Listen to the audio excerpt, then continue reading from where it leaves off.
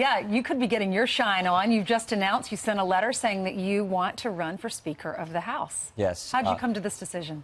Well, think about it this way. In the last year and a half, under President Trump, regulations are down, taxes are down, the economy is up. We're going to get great numbers today. Unemployment's at its lowest in 20 years. Gorsuch is on the court. Kavanaugh is on deck.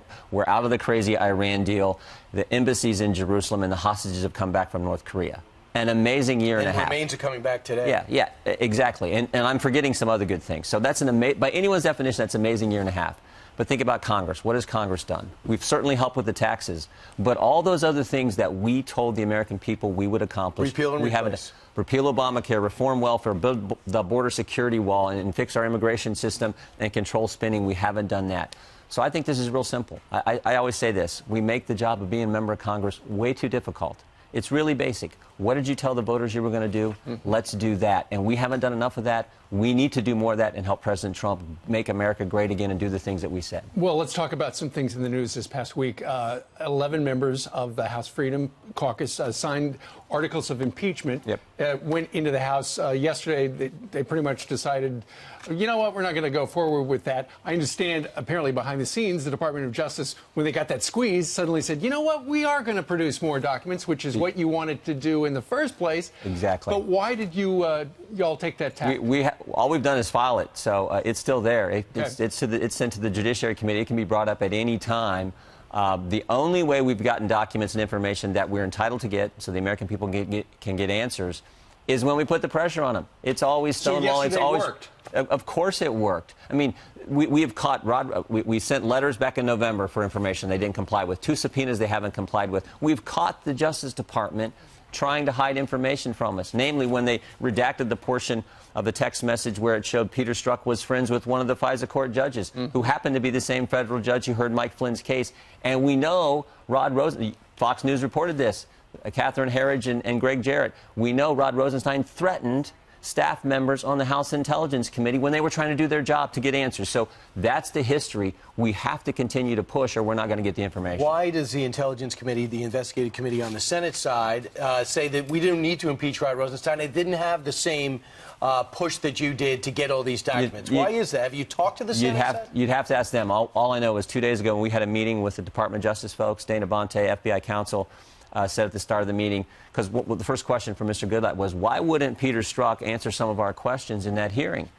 And Mr. Bonte said, well, he should have answered about 90% of the questions Congressman Jordan had in that hearing. And I'm like, great, we know that now. It would have been nice to get the answers in the hearing when we were asking those questions. So the FBI told him not to answer that, and that was a lie that Peter Strzok? They told him not to answer at that time, and now they're saying, you know what, he should have answered some of those questions, 90% of the ones that I asked him. So that's a problem. That's been the pattern, and there's a point where the frustration gets so high, not just for us, more importantly for the American people, that you have to use every means that you have at your disposal to get the information, including contempt, including impeachment if we need to go You knew there. when you sent this letter there was going to be criticism from the left. Nancy Pelosi's come out saying you're trying to impeach because, Rod Rosenstein, because there's some controversy that you've been involved in, she says. She says you're doing this to divert attention from the entanglements in the sexual abuse investigation swirling around Ohio State University's wrestling program. Explain what happened when you were the assistant coach there. Yeah, look, I've talked to all kinds of my colleagues. They can all see through this story.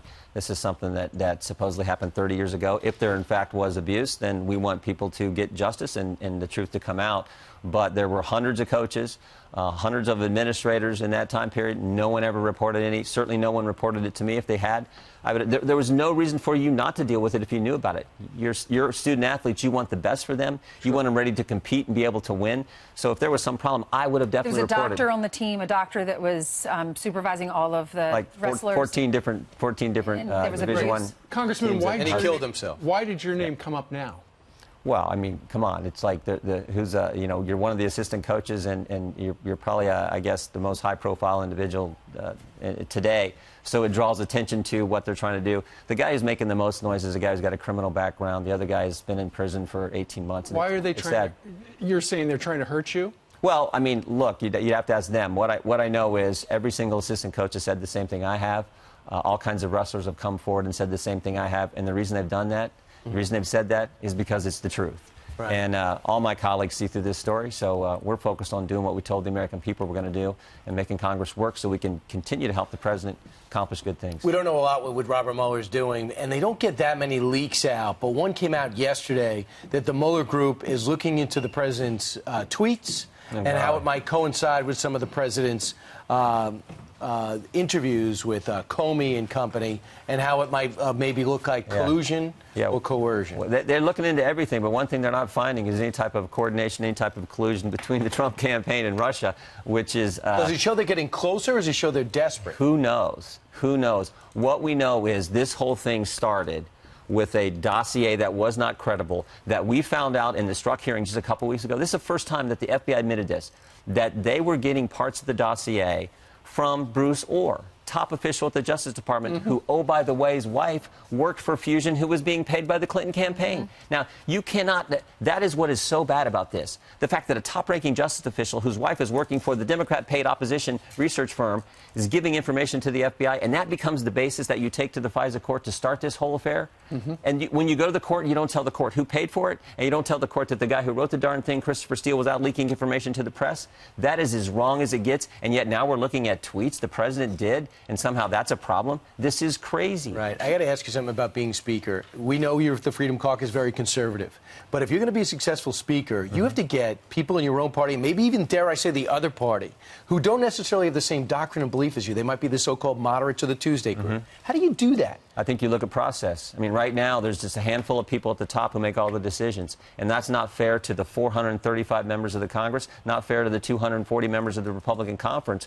We all represent 750,000 people. And when you got a couple people at the top making all the decisions, and they're basically telling other members, just wait your turn, maybe someday we'll let you keep voting with us, keep raising money for us, and maybe someday we'll let you be subcommittee chair of some committee. That is not how the place is supposed to work. There are members from all across this country, this diverse, great nation of ours, who want to weigh in and represent the families and the people back home that they get the privilege of serving. Let's let them get involved. For example, 9 committee chairmanships open up next year. 9 committee chair. I don't think a few people at the top should decide who chairs those committees. Why not let the people on the committee who have the expertise, the talent, and the experience to say, this is the person who is best enabled, best capable of leading this committee to get accomplished the policies that we all campaigned on, that we all told the American people we would do. Are you still getting shadow banned, by the way? We were there a couple days ago. I think they fixed it. But it's interesting. Matt Gaetz, Mark Meadows, Devin Nunes, Jim Jordan. How does the algorithm, Steve, how does the algorithm just... Did they put those 4 names in the algorithm? I mean, this is crazy. But it's happening, and Mr. Gaetz is fired up about it, and so are the rest of us. So we're losing faith in the network television, and we're losing faith in social media. Yeah, but not Fox at the same News. time.